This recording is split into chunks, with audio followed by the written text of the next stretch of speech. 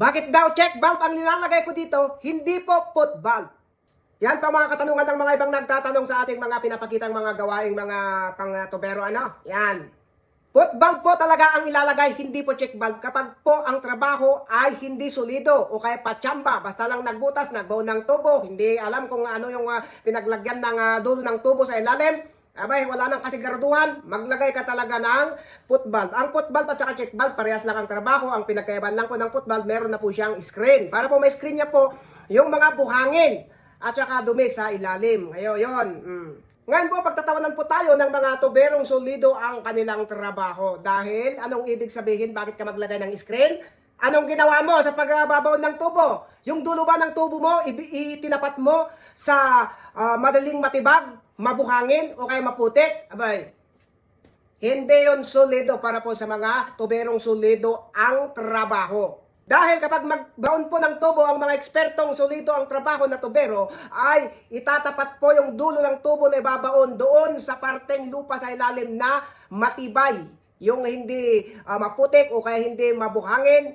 Pinakamaganda po kung meron pong bato na nabutasan, doon po itatapat o yung adobe, doon ilalak para hindi niya po masipsip po yung tubig dito sa taas. Kapag po ganun po, yung pinaglagyan po ng dulo ng tubo doon sa ilalim ay karamihan po masarap po ang tubig. Kung itinapat mo sa maputik, amoy putik po ang lasa ng tubig. Kung itinapat mo sa mabuhangin, ayun! Naglalabas ng buhangin. Kaya maglagay ka talaga ng screener. Hindi na yun solidong trabaho ng tubero kapag naglagay ng screener. Ganon. Bakit po meron pong mga tubero na solido ang trabaho, expert, pero naglalagay kung minsan ng foot valve na merong screen? Kung minsan po kasi ay kapag wala na pong budget yung nagpapadrilling, wala pa silang nakakanapan. Kumbaga mababaw pa lang yung drilling, hindi pa sila nakakahanap ng magandang paglagyan ng dulo ng tubo. Ganun na, kung saan mo na lang itinapat, kung saan yung bukal, kahit mabuhangin o maputik, doon mo na itatapat. Pero kung meron pang kunting budget po yung nagpapadrilling, maglalagay ulit sila ng mas malaking casing. At doon po lalagyan ng mga butas-butas na magsisilbing screen. Hindi maglalagay ng foot valve na mayroong screen. Kasi nga, kapag maglagay ng foot valve na mayroong screen, palatandaan yun na hindi solido yung trabaho. Sa mga tuberong, solido ang trabaho na eksperto.